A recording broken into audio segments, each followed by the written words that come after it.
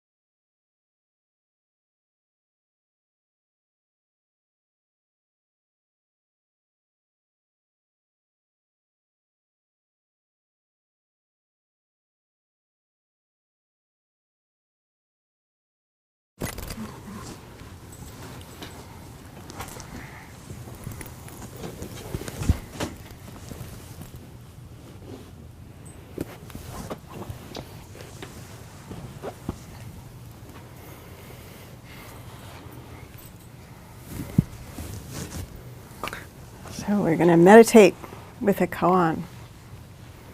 And our koan of the day, when I wrote my blurb for the talk, I just put in the last part of it, but I'll give you the whole thing because it's nice to get the whole context. Koans that are stories are, they're fun if you have a mind that has a tendency to, if you get bored easily, there's all sorts of places to enter or to fiddle with it or to see how it surprises you. I was particularly interested in the end of the story, but I will start at the beginning. Here we go.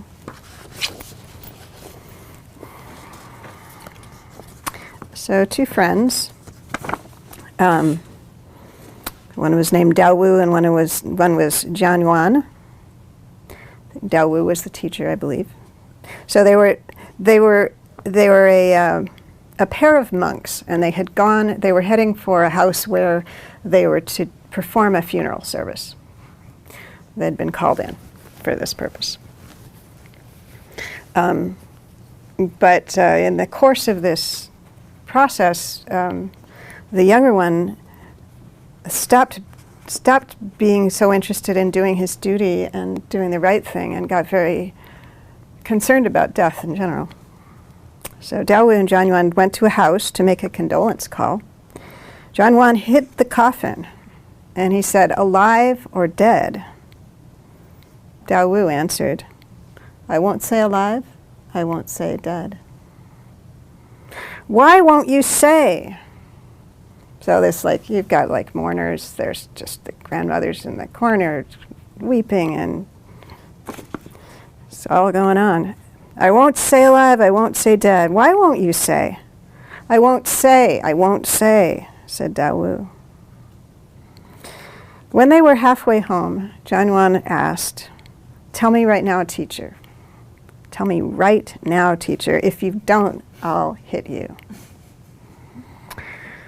Daowu said, "You can hit me, but I won't say."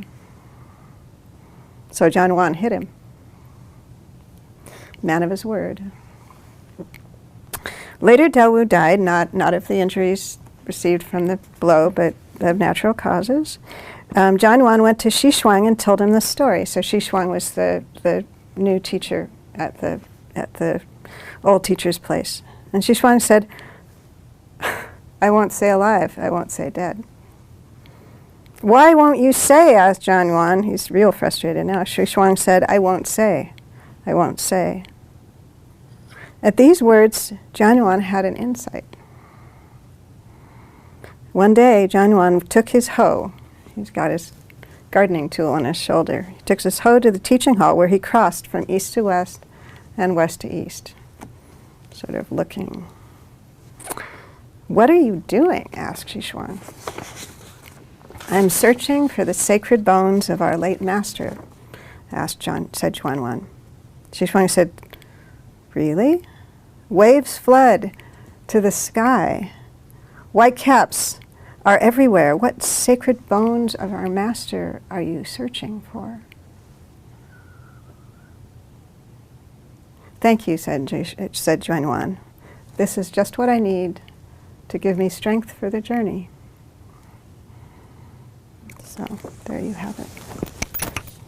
So I'm interested, I like this bit of, I'm searching for the sacred bones of our late master, and the image that we all do where we're looking for something we've had before, something we know. The image I have of is just like you're walking along, staring at the ground, not even really seeing the ground, but you know what you're going for. And he's asked, "What are you, I'm searching for the sacred bones of our late master." And the teacher replies, "Flooding waves are everywhere. White caps overwhelm the sky.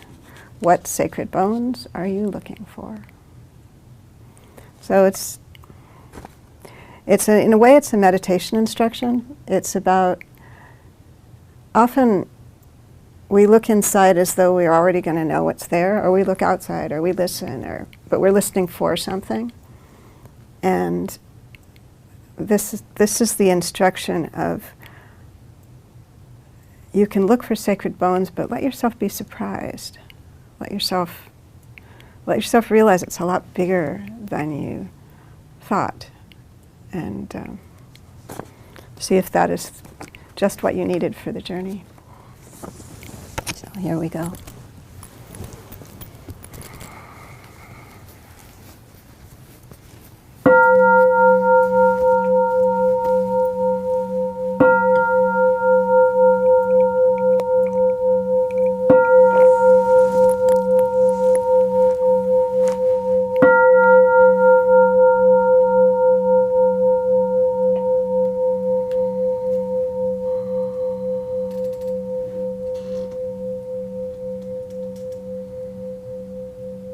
So just let yourself become aware of what's here.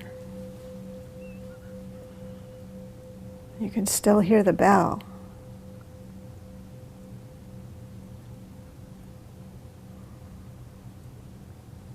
What's it really sound like?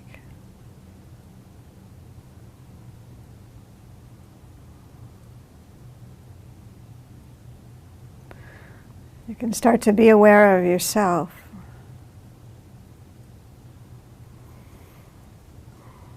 Something comes to your attention like breathing.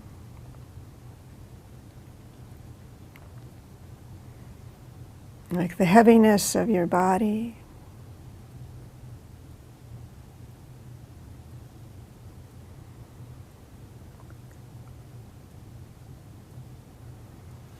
Like the emotions that are there just under the surface, or maybe not under the surface at all.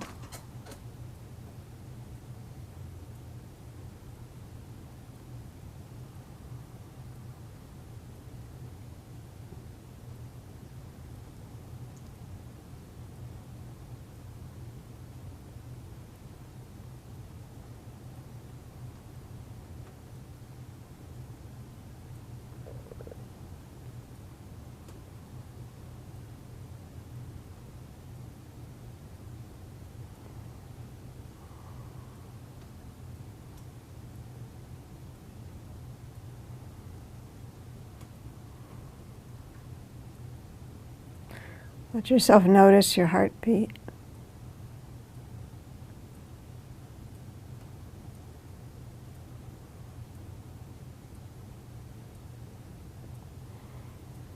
And the way it just goes on. No work at all.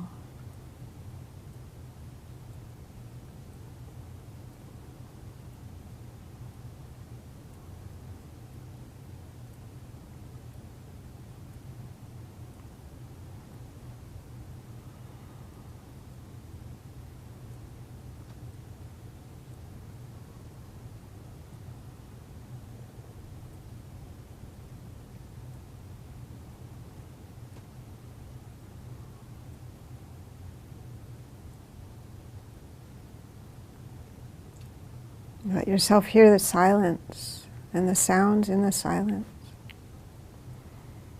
Breathing, creaking, maybe the sounds outside the window.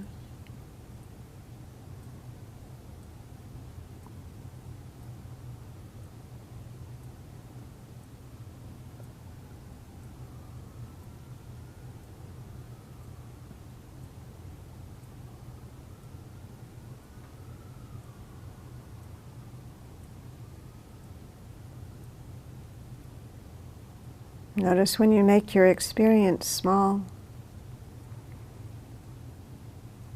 or what it's like if you let that go.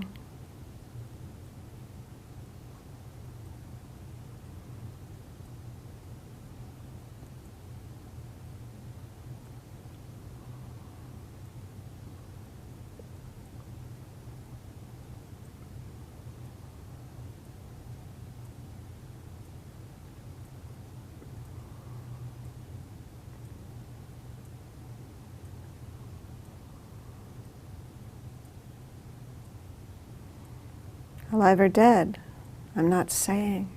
I'm not saying.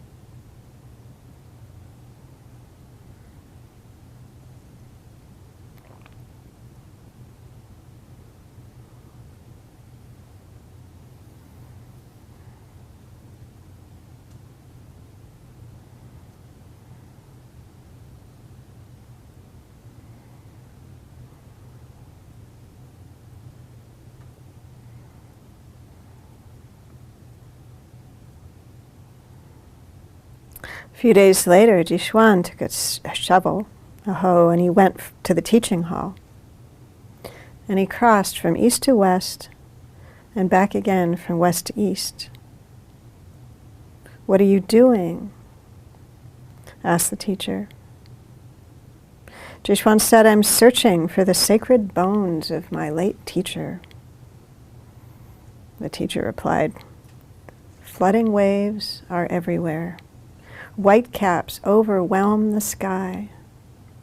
What sacred bones are you looking for?"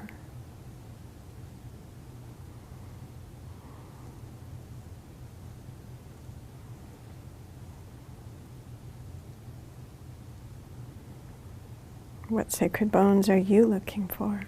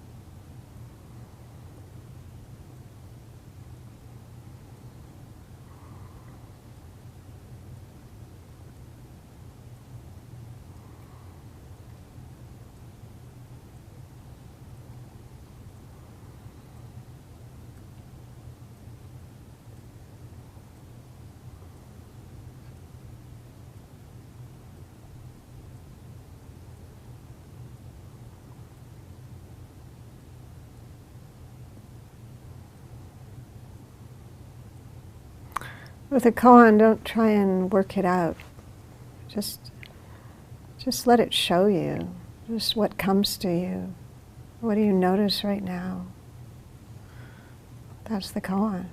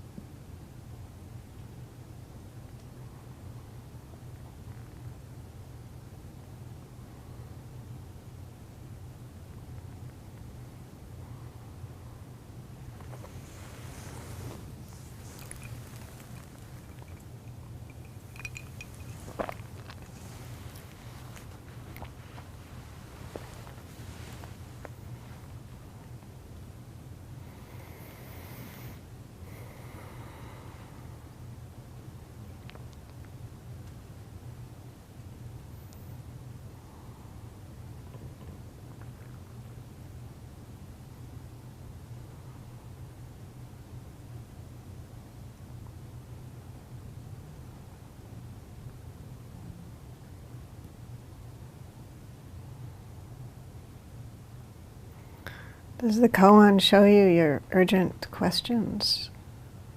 The ones that keep rising up in meditation? Does the koan give you permission to say, I'm not saying, I'm not saying?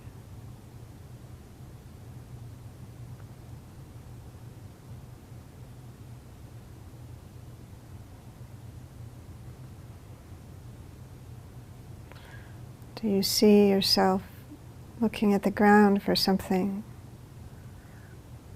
ancient, or something you already know? Or do you sometimes notice the whitecaps to the sky?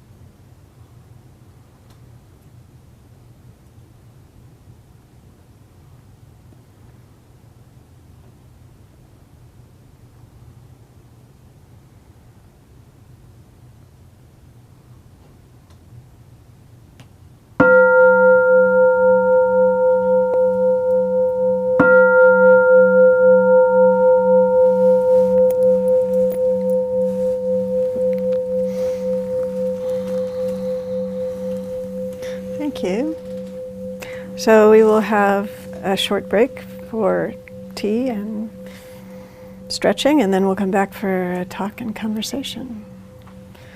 And there's a bathroom if you need it, around the other side of the kitchen.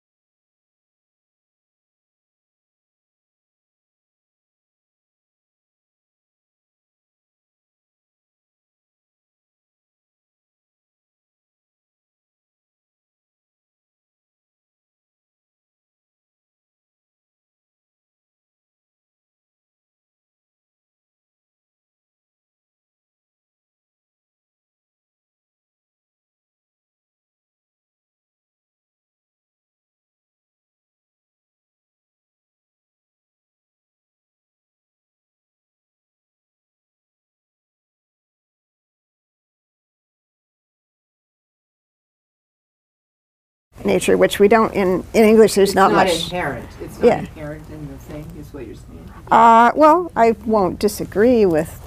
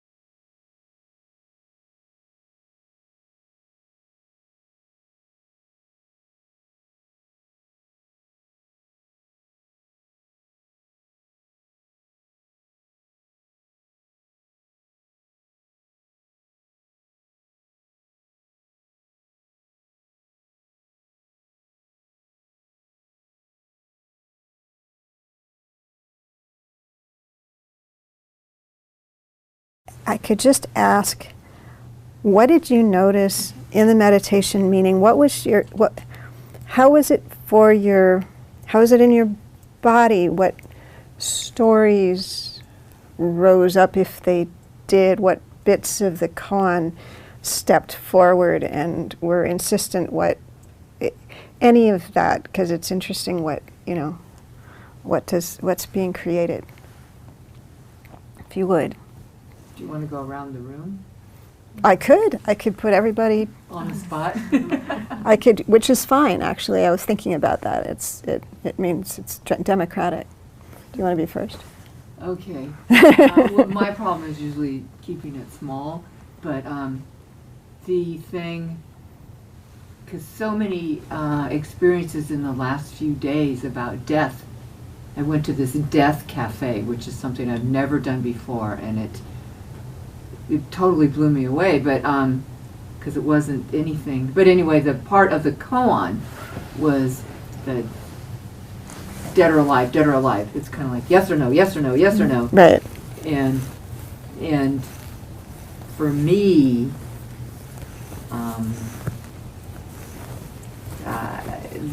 death.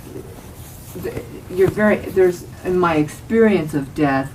We had a dead body, but a very much alive spirit I was still connected with. I mean, the body may be dead, but the person was still very much alive in the room, if that makes sense. So the dead or alive, dead or alive, dead or alive, it's like, it's neither one. And if you're, you know, it's So that's the dead and alive, so it's being pushed into the black or white, black or white, black or white, when it's not that way. So in a way, it was very the meditation was kind of agitated. How did that feel in your body? That was it an agitation or? Yes, it was like I was being required to.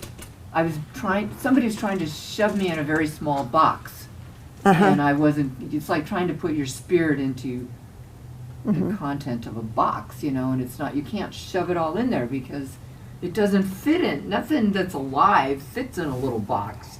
So saying dead or alive, dead or alive, dead or alive was trying to put me in the dead box just by making me make a choice. And that's why the guy said, I can't say. So you were identifying with the I can't say. I can't say. Not because I can't say, but because it's not sayable. Right. Yeah. Thanks. More later. Yeah, well, I may have shot my love. The Death Cafe part was really interesting. Yeah, well. How about you?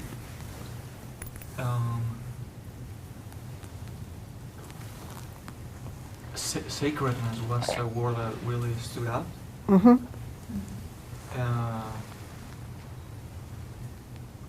That everything is sacred.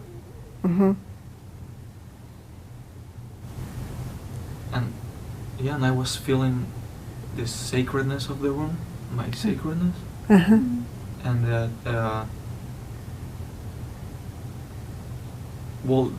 the interpretation that I got from the things that you read was that there is no point on having the bones if everything is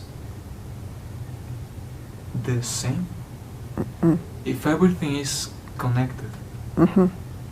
So with the caps of the white caps and the sky. Yeah.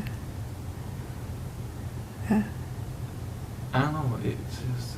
And how did that feel? Like, what was the experience of that? Was that it? Like, it was a kind of sounds a little bit like sounds kind of warm and, but it also can be disturbing. Those questions of what, if not this, then what, or. Well, the death is not even disturbing for me. Yeah. Yeah. So it was. Not in a bit, because I know that there is no death. Yeah. It's just waking up. Oh, what was that? I know, we just, like, yes, 2 minutes ago, died 2 minutes ago. Yeah, so, and there's all this, there's like, oh, but it's now, oh, but it's now, oh, but it's. Yes, I felt completeness, Okay, wholeness, connection in a way. Yes, thanks. Beautiful. Yeah, thank you. What did you notice? What did you notice? It was very dreamy for me.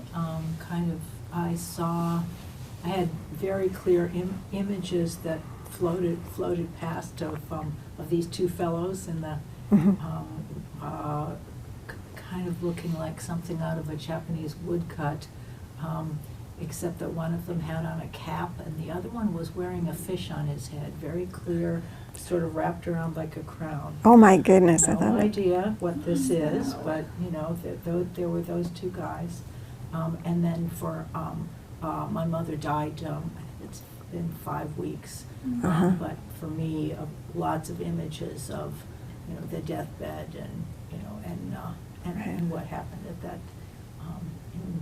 at that moment in that place. So I started off with the alive or dead, you know, thinking about that dichotomy and trying to let go of that. But I don't know what to make of the two guys and the cap, the black cap on one and the fish on the other.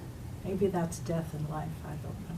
It's great. I mean, the idea that, because there's this ocean image in it too. Yes, There's waves, and so there's one's identified with that. Maybe he was about to swim. Ocean, yeah.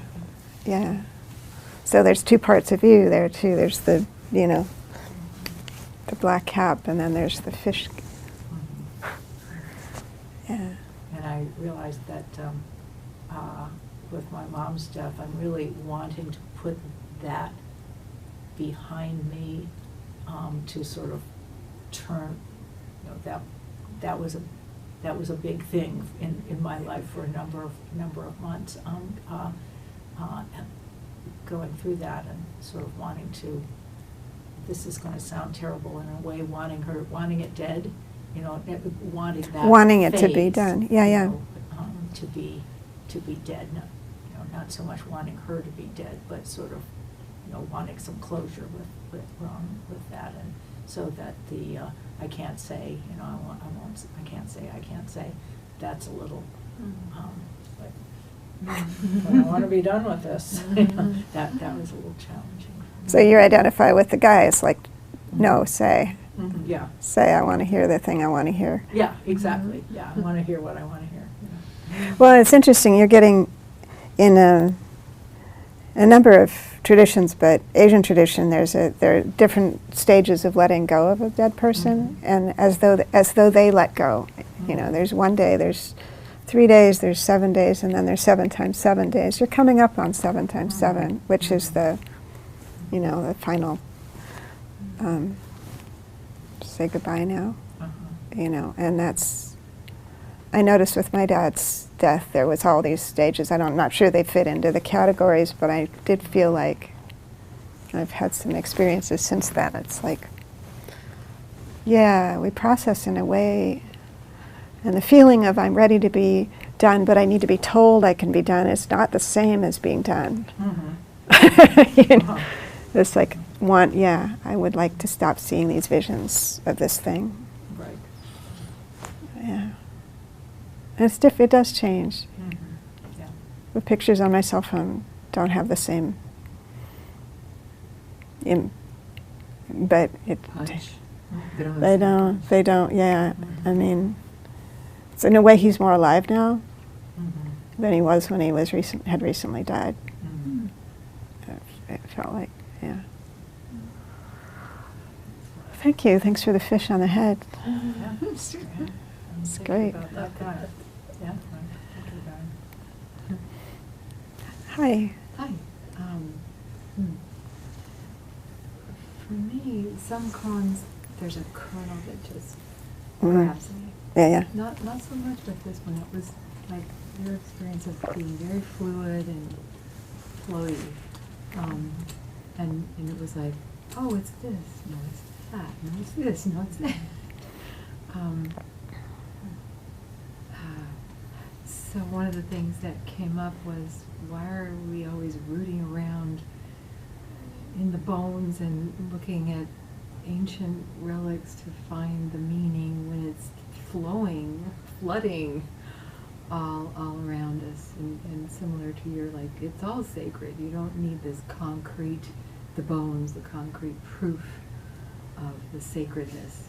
The waves are crashing, and pay attention over here. Stop looking at the past, and so being more in the present, I think, Yeah, and that dreaminess is that is what the present's like. It's so dreamy. It keeps changing. You don't have a. Yeah. You know. Yeah, and there was one kind of funny moment of the dead or alive question. My mom came forward and said, "Dead, definitely dead," and that was so her voice. Yeah, that's she good. would say it too. That's great. That's great. Yeah, and sometimes that, I mean, I feel for the person with the hoe and that regret of like, oh, I'm getting it now, but it was too late to talk to my late teacher. I need to, you know, I've got to make peace with this. I've got to understand this. I've got to talk, you know, if I can at least get the bones, maybe we can have that conversation or something. But he's not east to west, west to east. He's not anywhere, you know. Just keep looking. Yeah. Oh, thank you. I'm glad your mom spoke. They do that. Yeah. Are you guys sisters? No, just Sitting next so to we're not talking about the same mom. No. For me, it actually answered some questions that I've been carrying. Oh, nice. Well, about what we spoke about, having to describe the process I've been going through, trying to get this work done. Mm-hmm. And the main thing was it took me to a whole different place. The answers came that I wasn't looking for. I mean, I was looking in a whole different direction. So for this, I have to write this essay to introduce an exhibition of work. And what came up was the bones was actually my teacher and then the priest who introduced me to my teacher. Mm-hmm. You know, like 50 years ago or something. And then the not saying really struck home. Mm. Because I tend to follow directions. Even that's what I do oftentimes, and I realize that it feels really good to say no. Mm-hmm. When I have a resistance, but I haven't made the step of actually expressing Mm-hmm. the conflict that I feel. Interesting. Yeah. So. Who do you have to say no to? Is it the dead teachers or is it the live? It's the a live collaborator. There's that. It's also interesting it's like, and the dead teachers have got you in their claws That's too. because They're restraining you from experiencing yourself. You're alive, probably, and they're probably dead. Right. So they're not going to be writing any new stuff or painting any new pictures, Right. but you're alive. So that's kind of interesting too. Like, Yeah, and probably my feeling about them or my vision of them is actually fairly narrow, right? You only know what you saw, which is not even, yeah. and it's kind of gotten a little bit dead. Yeah, it's funny we don't. Yeah. It's hard to grow people who. You always. That's one of the things I find so sad about when you lose someone is you want more information. Mm. So you like go to their pictures and it's like, can I pick something else up, or try and read their letters, or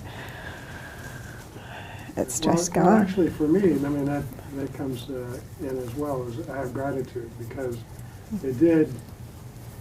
Both the priest and the painter gave me so much as far as like what was important, Mhm. as far as what I was doing, Yeah. and a process of this is how you can in art this is a process that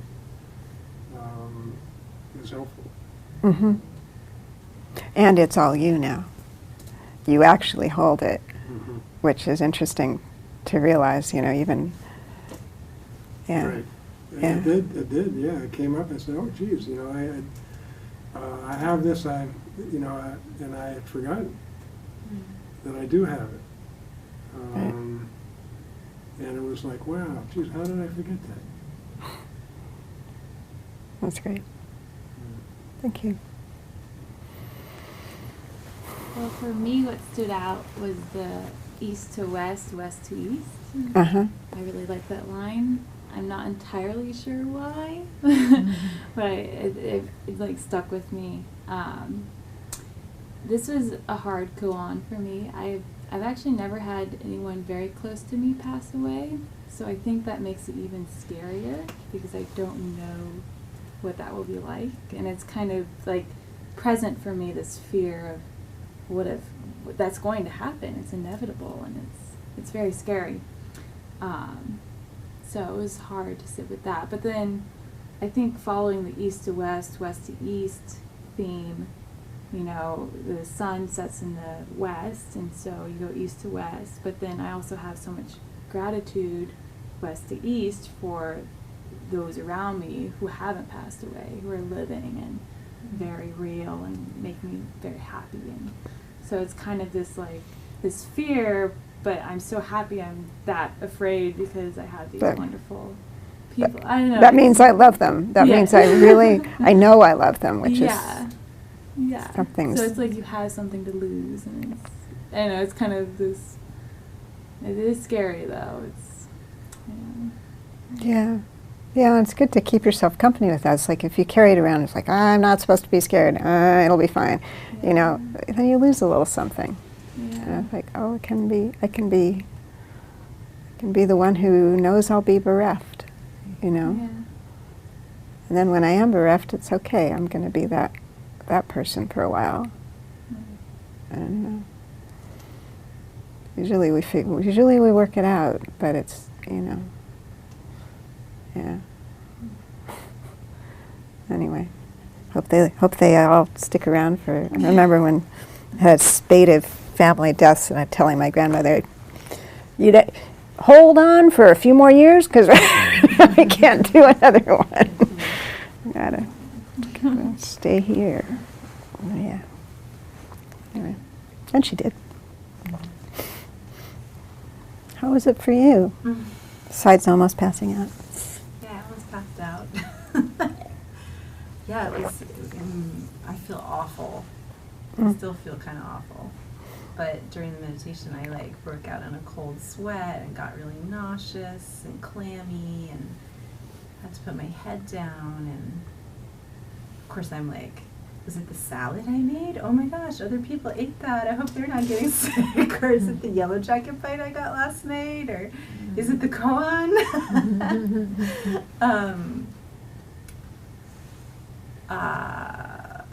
I think it's probably the koan because I am feeling a lot of fear. It definitely brought up a lot of fear. And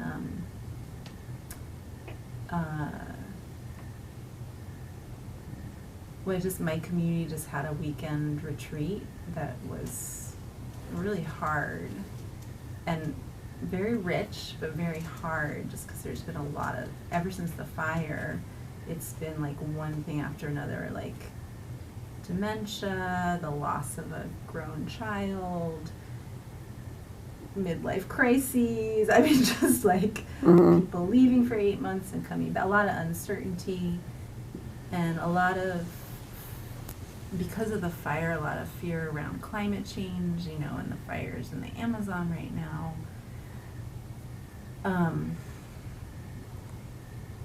Yeah, so, and I was just reading a book. I just started a book this afternoon about climate refugees, and it opens in the Philippines, where a town is just disappearing. Every year, a few more, you know, the ocean comes in a little more, and another house gets eaten, and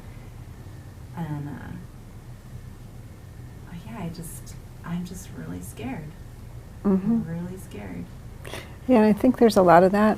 I think that's one of the things that comes up for everybody, and we kind of try and keep it in its place, because we got to keep on raising kids and having jobs and acting like everything's going to keep going the way it's going. And I think that's one of the things it's nice to think that a practice is here for, is addressing that you do have two wonderful children, and you know and you live on a beautiful mountaintop, and next year, 10 years from now, everything's going to be different, but it always is. I think it was that I want the alive or dead to be about individual people. But right now I'm at the point of like, it's all of us, you know? And so there are moments when that just feels like a tsunami.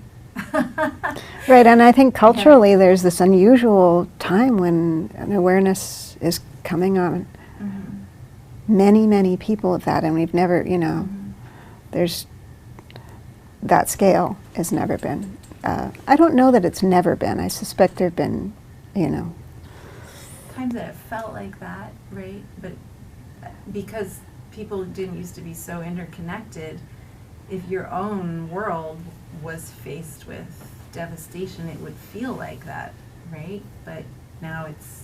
Now it might, it's like and we've had cataclysmic climate changes. Humans have, and we have had, we do, Genghis Khan did do some really bad things across Europe, and that, and it's like, so that means that we actually have a memory of it, which is also pretty terrifying. It's like our cells know what it's like when something that's alive might not stay alive. We feel it in all different. I mean, I'm noticing that, like, oh, I can feel tragedy about recent events, and I can feel that tragedy is really old, like, I know it in my bones. My sacred bones know this thing. I've been, a few things came to mind. One of them, I've been taking pilgrimages. My had a heck of a year last year, and lost my beloved dog of 15 years in September, and then lost my dad in October, and we finally got them buried along with my grandmother, who'd been lost. She died in 2007, but we finally buried them all together in a cemetery near where her house, where she lived, in Ashland, Oregon. A little cemetery. There's graves from the early 1800s there, and so I've been visiting them. And I've been asking them questions. I've never done this before. I like cemeteries, but I've never really talked to the people who are buried there. But I've been asking the three of them who are there right now what they think and their advice. And it's really interesting how that. So I think it's bones or the dust of bones in there, but it's like I ask a question and an answer comes, and it's like I can't make the answer up. I'll sit there and try and imagine them what they would say. Nothing happens. But if I just open my mind, there it is. My father saying something kind of off the cuff, but exactly what he would say.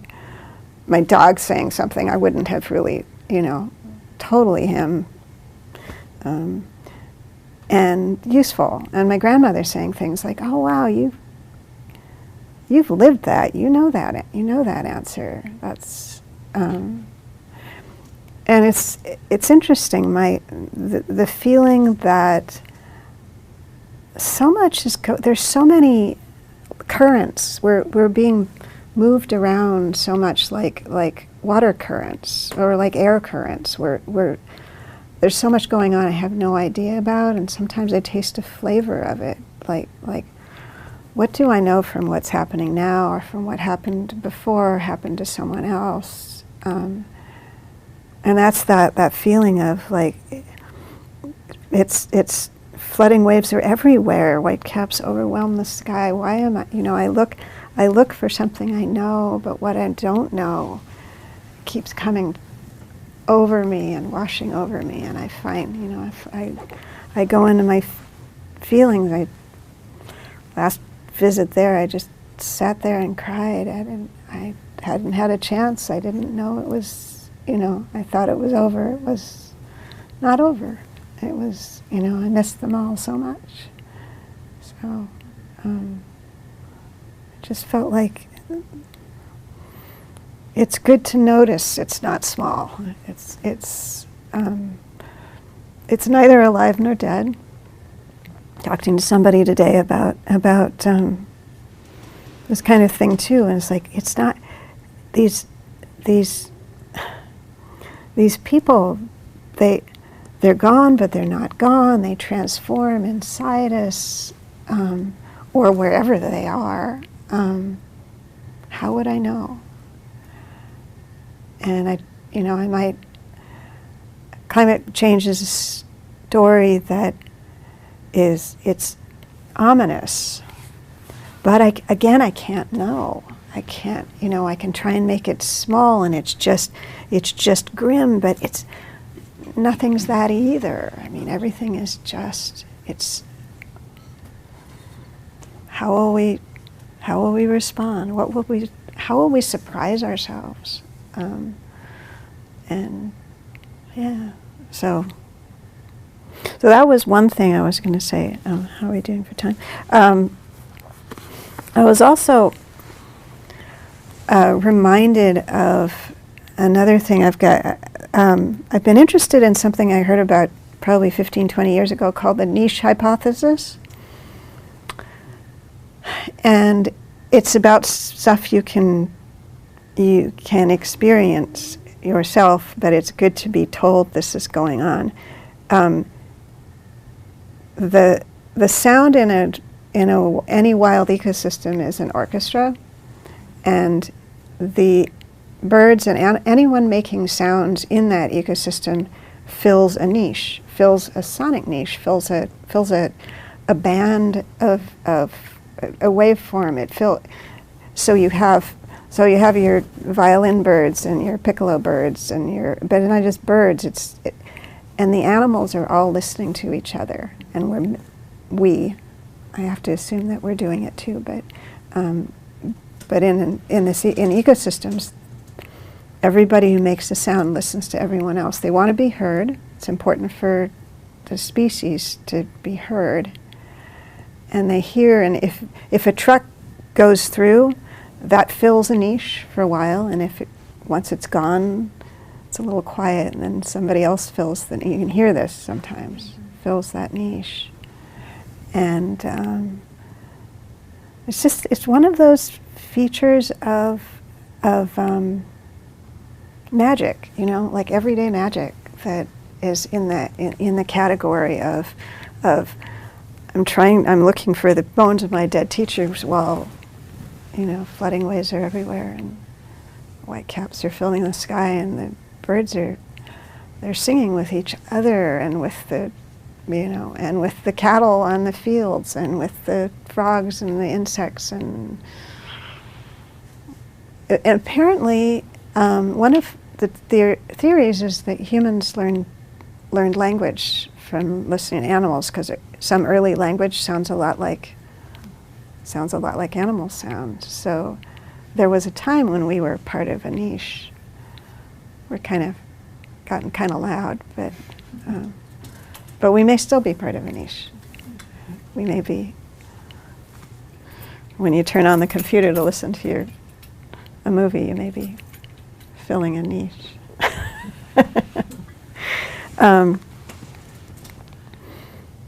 I wanted to read a poem too, if I can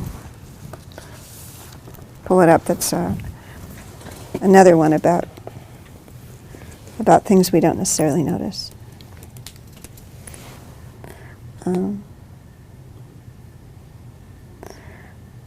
It's a poem called "The Silence of the Stars," written by David Wagner.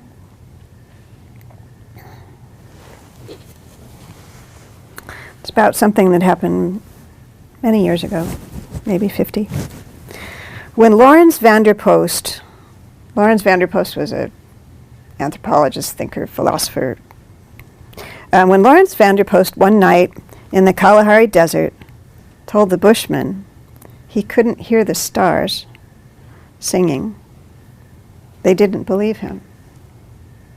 They looked at him, half smiling. They examined his face to see whether he was joking or deceiving them. Then two of those small men who plant nothing, who have almost nothing to hunt, who live on almost nothing and with no one but themselves, led him away.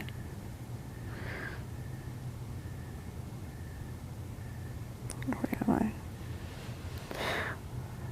They led him away from the crackling thorn scrub fire and stood with him under the night sky and listened. One of them whispered, "Do you not hear them now?" And Vanderpost listened, not wanting to disbelieve, but had to answer no.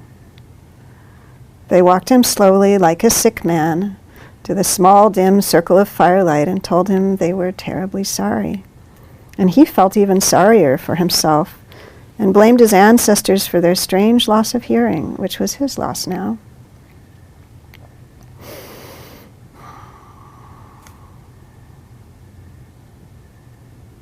On some clear nights when nearby houses have turned off their televisions, when the traffic dwindles, when through streets are between sirens and jets overhead are between crossings, when the wind is hanging fire in the fir trees and the long-eared owl in the neighboring groves, between calls, is regarding his own darkness. I look at the scars again as I first did, to school myself in the names of constellations, and remember my first sense of their terrible distance. I can still hear what I thought at the edge of silence, where the inside jokes of my heartbeat, my arterial traffic, the sea above high sea in my middle ear, myself tunelessly humming. But now I know what they are. My fair share of the music of the spheres and clusters of ripening stars, of the songs from the throats of the old gods, still tending even tone-deaf creatures through their exiles in the desert. So, when you go home tonight, try and listen for something, try and notice something that is bigger than what you expected, that's different than what you knew. So we're going to sit another minute or two. So we have a little meditation to take home.